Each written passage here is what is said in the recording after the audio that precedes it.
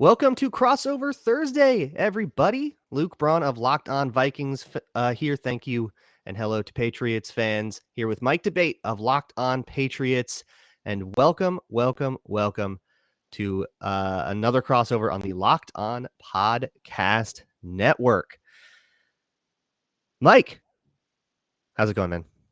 It's going great, Luke. Thanks so much for having me today. Happy Thanksgiving to everyone out there listening on this Thanksgiving Day. No days off in Foxborough. That was a slogan up here a few years ago. Bill Belichick tried to Yeah, enact that. sure. We've adopted that here on the Locked On Podcast Network with the crossovers. But no, all kidding aside, it is definitely great to be here, and it's great to be in action on Thanksgiving Day. It's been 10 years since the Patriots have had a Thanksgiving day or night matchup, and this is one I know Patriots fans have been looking forward to for a long time. Awesome. Today's episode, as all crossovers are brought to you by PrizePicks. It's daily fantasy made easy, and it's so much fun.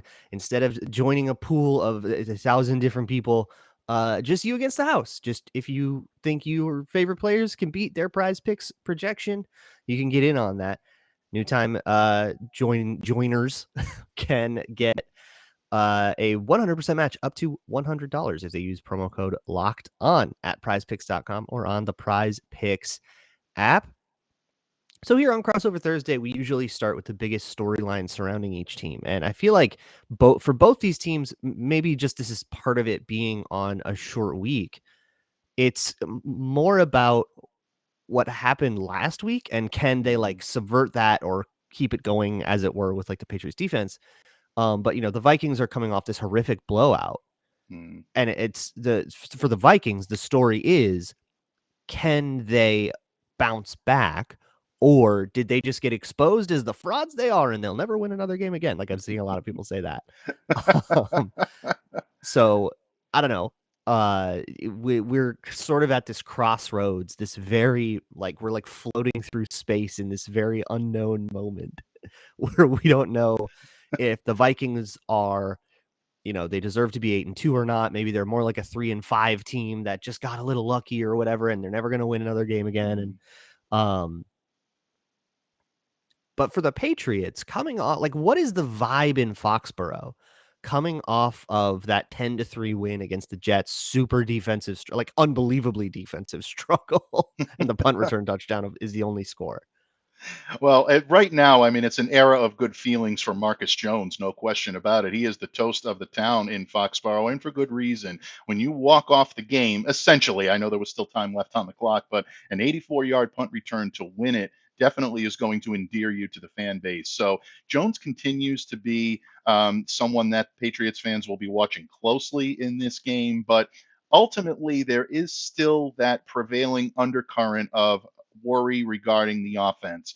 Only 3 points put on the board by the Patriots offense. And technically, you may even take those off the board because it came on a 24-yard field goal from Nick Folk. So the Patriots offense in the red zone, especially, they crossed into Jets territory 11 times during this game, and only 5 of them were they able to actually advance past Jets territory and try to make a move for the red zone, and none of those ended up really working out in any points. So right now, the big story for New England is if that offense is going to rebound at all, it's the health of center and team captain David Andrews.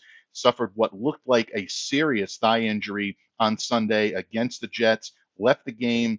After the game, a lot of reports came out that he might even, in fact, be done for the season, and that's pretty detrimental for New England. He has a tremendous impact on both run blocking and pass protection, but he channeled his inner Mark Twain yesterday, I should say on Tuesday, when he remained out on the practice field and he came back. So his reports of his demise are greatly exaggerated.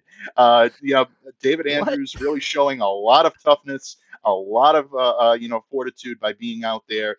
At the time we're recording this, still a tad too early to determine whether or not he's going to be active on Thursday. My guess is he still probably is going to need one game rest, but Mm. the fact of the matter that he was out there is really acting as, I think, a spiritual lift and maybe an emotional lift for this team as well. And they need it, especially if he's going to be out of the lineup. Just to give you a little example as to what the Patriots offense looks like without David Andrews as opposed to with Luke. Their offense, when David Andrews missed 2 games in concussion protocol after the hit he sustained from Mike Pennell of the Bears in Week 7, their offensive efficiency plummeted to point zero 0.03 expected points added to 0.25 EPA. So you look at that, that's a significant drop for the New England Patriots Man. without him in the lineup. Mac Jones pressured on 39.3% of his dropbacks without David Andrews in the lineup, only 28.2% when he was in the lineup. So you look at that, and that absence definitely has an impact. And even on the running game, the Pats' running game was averaging 4.7 yards per rush with Andrews. That dropped to a total of 3.6 without him. So you can see it affects all Wow. aspects, not just Mac. That's how vital this guy is. And if he's not able to go, the Vikings definitely are going to want to capitalize on that. To me, that's the biggest story coming out of New England right now.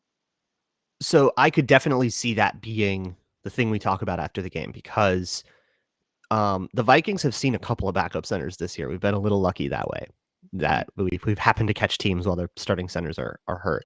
Right. And Zadarius Smith in particular, his Hmm. superpower, and he discovered this in a random like fire zone blitz in Baltimore way back when, before he even went to Green Bay, and then Green Bay really just made it his identity, is um beating interior offensive linemen one on one. If you can get Zadarius Smith on a guard one on one, he will crush that dude. Hmm. That he's one of the best in the league at that. Right. And against Arizona and Washington, two of the best defensive games the Vikings have had, been a backup center, and Zadarius Smith has found that backup center all day long. So if the Patriots have to go with, I don't know who your backup center is, if the Patriots have to go with that, that guy's probably going to draw Zadarius Smith all day. And every pass rush, the Vikings won't blitz all day. They'll do all 4-man pass rushes. Hmm. And those 4-man pass rushes will be designed to get Zadarius Smith one-on-one with the center, and that's going to be the focal point, and that guy's going to have to hold up. Like, that's probably going to be a huge part of what happens on that side of the ball. Hmm. Um, I was talking about it on my show yesterday. I am a little worried about this run game with Ramondre Stevenson and how he has been surging. I mean, is this guy the next big thing in New England? Is this running game the new identity of the New England Patriots? Well, up until a few games ago, I would have said definitely yes. Ramondre Stevenson right now looks like one of the best dual threat options that the Patriots have. He's not just adept at being able to run the football, but also he led all receivers last game against the Jets, with catching the ball out of the backfield. So Stevenson is definitely someone, if you're a Minnesota Vikings fan, you want to keep an eye on. You want to try to keep him in check at all costs. But the one thing that the Patriots right now have been held in check with is trying to get the running game going on the ground, using it as a significant complement to the passing game. Ramondre was limited to only 26 yards on 15 carries against the Jets. Very aggressive front. They made sure that they were going to take him out of the game, and that's exactly what they did.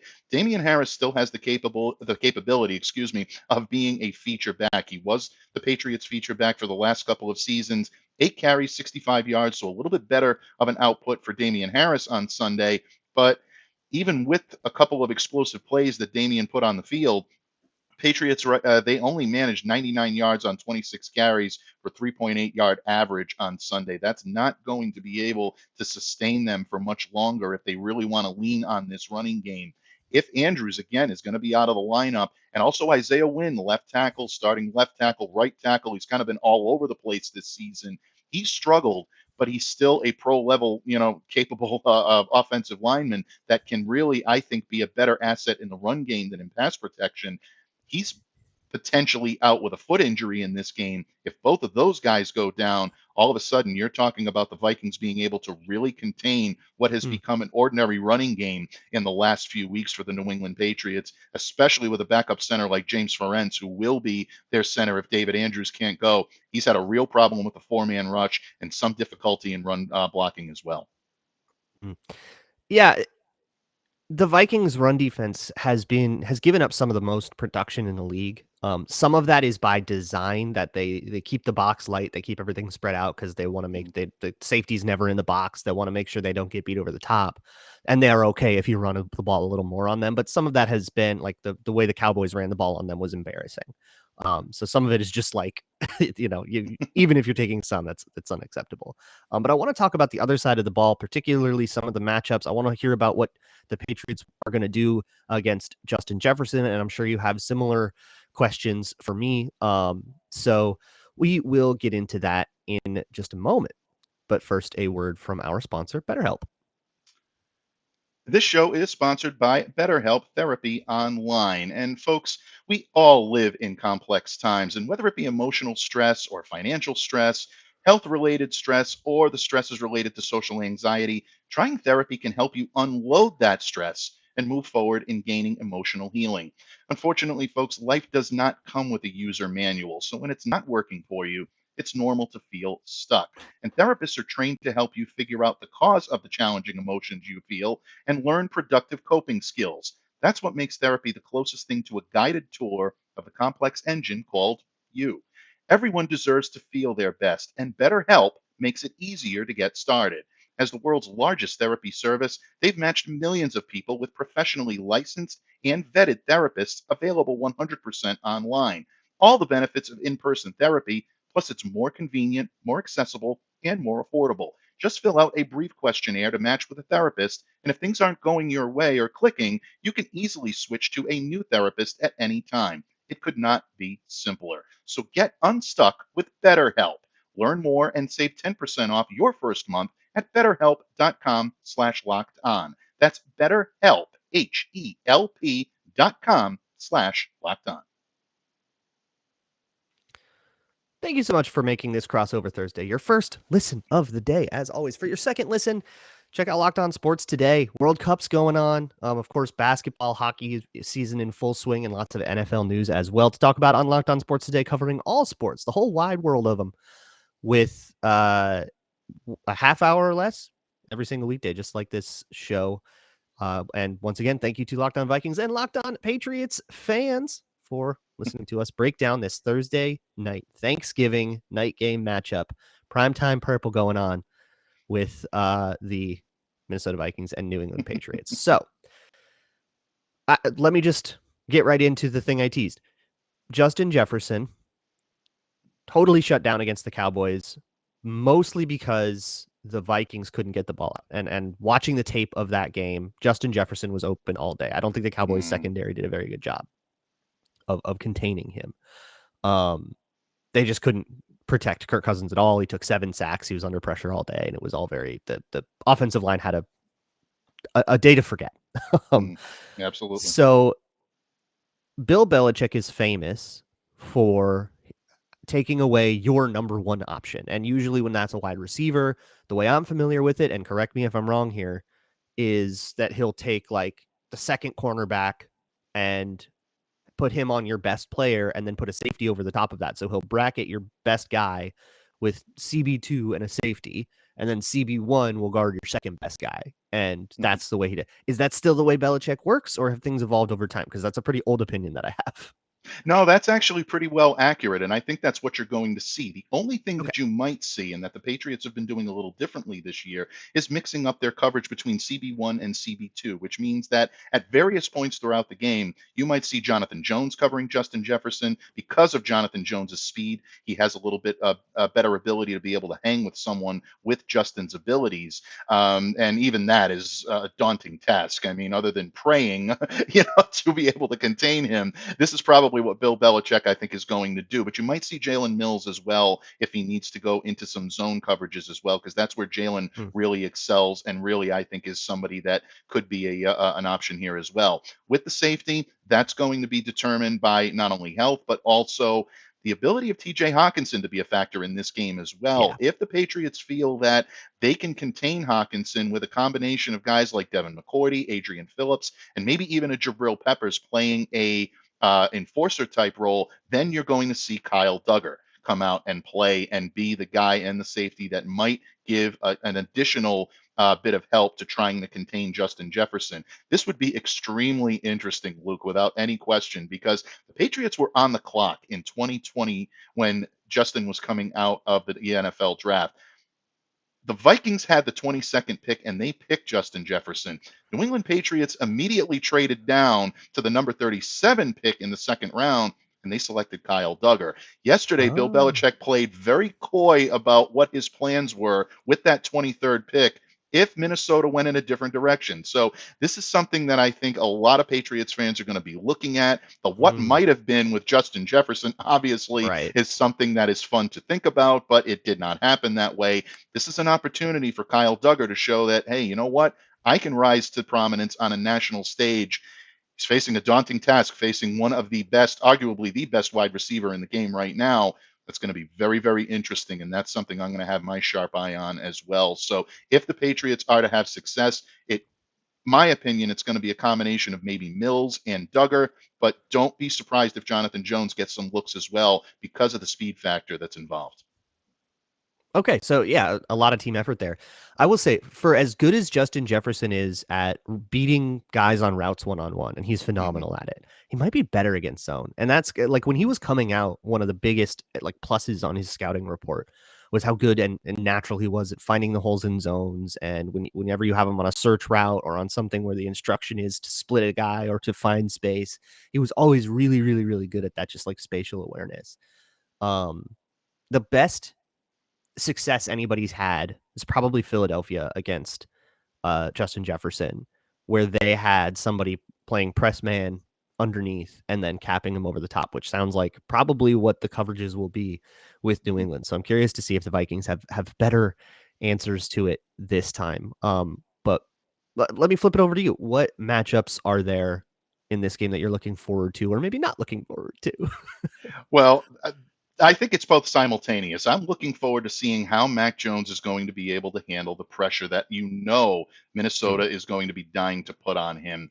Mac Jones had an average of anywhere between 2.1 and 2.8 seconds to get the ball out of his hands against the Jets on Sunday. And really, it's been like this since his return from the high ankle sprain. He is under enormous pressure every single time he drops back. And this is something that the teams that have the ability to do it will continuously do. And you mentioned Zadarius Smith in the previous segment. 9.5 sacks. You know he's looking to pin his ears back, get after the quarterback, and win those one-on-one matchups, especially if James Ferentz is going to be the center. And even if he's not, David Andrews is probably not 100% at this point. So Smith is looking at this. I know he's got yeah, his own you might go at the hobble injury. guy anyways. Yeah, I know his injury, history right now. I know he's watching an injury. He showed up on the report the last couple of days, but Smith is someone I guarantee you Bill Belichick is looking at and saying he cannot beat us. But it's one thing to know it's coming; it's another thing to stop it. And if the Patriots have the ability to at least contain Zadarius, it gives Mac Jones an extra half a second, an extra second to be able to get the ball out, and that's where he can make things happen. I think New England is going to try to go play action heavy in this game. I think they maybe go no huddle at times, Mhm. try to up tempo what they're trying to do to try to get into a rhythm. May not be the smartest way to attack Minnesota's defense, but it may be the best way for the Patriots to try to find some rhythm. That's something they've desperately lacked. And if they continue to sputter in that case, Minnesota is adept on both sides of the ball enough to be able to take advantage of it and make the Patriots pay for it. So, speaking of both sides of the ball, we should probably talk about the other side of pressure because the Vikings had a moment giving up a lot of pressure, 63% pressure against the Cowboys. I don't know if you saw the stat, but for reference, that famous Pat Mahomes Super Bowl against the Bucks, where it felt like he was under pressure all day and he couldn't get anything going, was Mhm. 37%. We did Right. 63. It's awful. Um, and you got Matthew Judon over there. Right. So Matthew Judon, by the way, no Christian Darrisaw in this game. The stud breakout left tackle has a concussion. He won't play. That's Blake Brandel is going to be your backup. Go ahead and Google him. Um, Matthew Judon, is he going to go up against the backup tackle, or is the move to put Matthew Judon elsewhere, put somebody else against the backup tackle, and hope that they slide all of the protections toward Matthew Judon? Don't give the young kid help. What is going to be the plan with Judon and Brandel and the way the Vikings line has been struggling? Well, the way things have been going for the Patriots so far is they've been having Judon basically take on the mismatch, but that could change in this game, considering the fact that Dietrich Wise has become a formidable pass rusher in his own right, and someone that can take that mismatch Mm. if Matthew Judon is better off taking the other side or maybe even helping out in the middle, trying to facilitate the run game.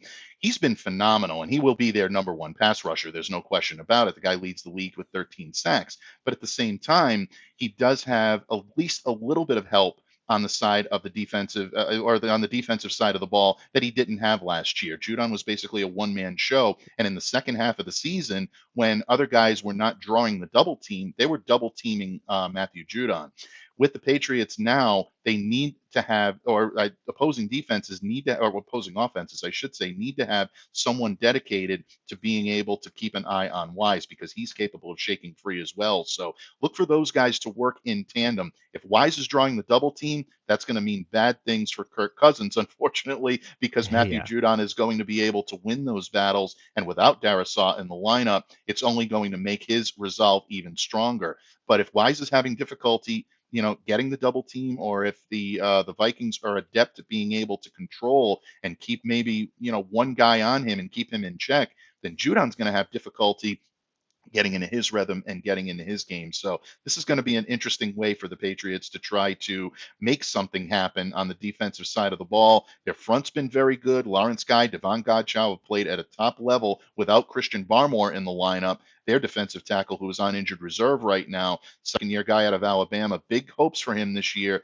Hasn't really panned out, but the Patriots have been able to move forward without losing a beat because of guys like Dietrich Wise, Godchow, and especially Lawrence Guy. So they're going to have to come up big in this game for the Patriots defense to have their best game on Thursday night. That I think is the way the Patriots stop the offense. Like if we come out of this going, why did the Vikings score, 9 points? It's probably some combination of all of those names. However, the over-under for this game, last I looked at BetOnline, was 41.5. The spread last I looked at BetOnline was Vikings by 2.5. So if you want to hit those or any number of prop bets, you can go to what I just said, betonline.net. It's your one-stop shop for all things odds, news, and scores. Go bet on all of the Thanksgiving games. I do it every year when I'm with my dad. We'll do a bet on every game, so we've got something to root for if we're not rooting for the Vikings themselves. Very fun stuff. But you can also bet on much more than just football, basketball, hockey, World Cup, all sorts of other wacky stuff. Explore the site. There's all kinds of fun stuff. UFC as well, like any MMA stuff like that going on. You Right. can find all of that at betonline.net. You can even bet right in the middle of a game or event. If it's halftime, you think the Chiefs are going to make a comeback, you can make that bet. And I use that example because I have done that several times. And let me tell you, can recommend. BetOnline.net, where the game starts. All right, folks, here is a sports analogy for you. It might be Thanksgiving Day. You're expecting some food analogies here, but let's keep it focused on sports and tonight's game. And when it comes to burglars, your home is like the end zone, and you need the absolute strongest defense that you can muster. And that's why I use and trust SimpliSafe Home Security. At SimpliSafe, your security is the only thing that matters. It's cutting-edge technology powered by 24/7 professional monitoring agents who always have your back, so you always know your home is safe. SimpliSafe's agents call you the moment a threat is detected and dispatch police or first responders in an emergency, even if you're not home or if you can't be reached. Advanced sensors for every room are available: window, door, HD security cameras for inside and outside your home. They think of it all, and there's smarter ways to detect motion that only alert you when a threat is actually real, and even hazard sensors that instantly detect fires, floods, and other threats to your home. So customize the perfect system just in time for the holidays for your home in just a few minutes at simplisafe.com/lockedonnfl. Save 20% on your SimpliSafe security system when you sign up for an interactive monitoring plan and get your first month free. Visit simplisafe.com/lockedonnfl to learn more. There's no safe like SimpliSafe. Mike, I'm going to kick this to you first with predictions. This is Crossover Thursday, Locked On Podcast Network. It is time to actually call this game, and of course, a score prediction is part of it if you want. I don't really like score predictions, but we'll do them. But what I also want to put out there is, what is the headline at the on Friday morning after this game? So I want your score. I want you to tell me what you think will happen in the game, but I also want you to tell me what we're all talking about. What is the story of this game ultimately? Uh, that's a good question. It's Thanksgiving. It's the home, type of atmosphere right now. I'm going to be a homer for a minute over here. My Do headline it. on Friday morning after the Thanksgiving night matchup is going to be the Patriots defense showing up big, I think, on this Thanksgiving night matchup. Matthew Judon, you mentioned him a lot in the previous segment. I did as well. 13 sacks leading the league. This guy has been a warrior all over the field. And it's not just his ability to pursue the quarterback. It's keeping the rest of the defense in line, helping out in the middle when it comes to run protection schemes. This is a situation where it's a big stage, and I think he can perform relatively well. And the reason why I feel confident about Judon's ability to have a big game is the fact that Christian Darrisaw is not going to be suiting up for this game. That changes the Mm-hmm. complexity of the way that this Minnesota Vikings offensive line is going to be able to protect Kirk Cousins. I think Minnesota has a tremendous amount of talent on the offensive side of the ball. They can play through it, but at the end of the day, I think Judon is going to be able to do just enough to keep them off balance in what I look for in a close game. So I don't think this is going to be a huge high scoring game for both teams. Mm. It's a short week. Thursday night games usually are never a pretty sight. I'm going with the Patriots in this one by a final of 17-14. Yeah, I think this is going to be low scoring, folks. And I think the reason for that is going to be the Patriots defense getting one more key stop than what the Vikings are going to be able to put out. But this is going to be a good game between two very good teams. Yeah, I don't think that this will be a blowout either way. I super don't expect that. The lines that I said, the BetOnline lines minus 2.5, 41.5 would imply like a 22-19 Vikings victory. Mm-hmm. Um, Something like that. I am probably calling the under. I'm going to say it's going to be something like 20-16 or something like that. Mm-hmm. I'm also going to be a homer though because I think the story for this one is bounce back game. That's what it feels like to me. The way that blowout against Dallas manifested itself made the team look a lot worse than they played. Now, I don't think they played well, certainly not well enough to win or anything like that, but 40-3 oversells it, and I think a lot of Yeah. people are looking like, "Ha ha, I knew it. The Yeah. Vikings just Little aren't fool's very good at gold there. all." Yep. Um, but it really was one group that Mm-hmm. really sunk them all the way down, and it was the offensive line. That one group really broke everything else, Right. from a complementary football standpoint. And even without Darisaw, part of what I think got the Vikings goat there was that Darisaw went down in the middle of the game, like after Mm-hmm. 2 drives. So they had Blake Brandel out there, and they had not prepared to have Blake Brandel out there. The Vikings do something really special with their protections with Christian Darisaw. They split him out wide a lot more. They Mm-hmm. have him, they slide protections away from him. They really rely on Darisaw to help everybody else out a lot more. Um, the problem with that is when he goes out, you now have a backup with like the world on his shoulders, like Atlas. Yep. The things start to fall apart, and they had to adapt to protections that don't have that, right? You Right. can't just put the whole world on Blake Brandel, but they couldn't adapt. My speculation is that they called a bunch of protections that they didn't practice throughout the week, Mm-hmm. and a lot of mistakes got made, a lot of oversets, a lot of bad splits. Sometimes people just straight up blocking the wrong dude, protection busts, all that stuff happened. Now that they can prepare for it, I don't think it's going to be as big of a problem. Still Mm-hmm. a weakness, right? Still something for the Patriots to exploit, but I am seeing bounce back game. That's going to be the deal. So, you know what? I'm going to say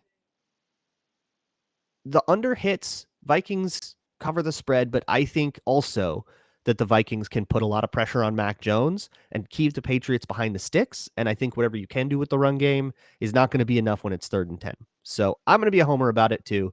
20-10 Vikings. Go Vikings. Interesting. And I think I'm glad about what you said about a blowout because I don't think it's going to go that way. If this one does migrate into a blowout, though, I absolutely know that that would favor, or that at least I believe that would favor the Minnesota Vikings. The New England Patriots are not built right now at this stage to blow teams out Mm. in that fashion. So if this one gets ugly in a hurry, folks, you know that Minnesota's probably getting up big. Yeah. And I think if the Patriots do win, we're talking time of possession a lot. And Ramondre Absolutely. Stevenson went for, Mhm. 120 yards, and it's the thing where they held the ball the whole third quarter, that kind of thing. The Right. Vikings are prone to third quarter meltdowns. They've been horrific in the third quarter and like pretty good in all the other quarters. So if the Vikings do get up to a lead and Patriots fans are looking for some hope at halftime, just know that the Vikings always fall apart in the third quarter. For Mike Debate, I am Luke Braun. Thank you all so much for listening to this crossover Thursday. Hope you all enjoy the game. I will see you all Friday morning. I don't know if Mike is planning to do I anything on will be Thursday as night. well. Yep. All right, great. So we will see you guys all Friday morning to recap whatever goes on in this game. Thank y'all so much once again for listening to Crossover Thursday, brought to you by PrizePicks on the Locked On Podcast Network. Your team every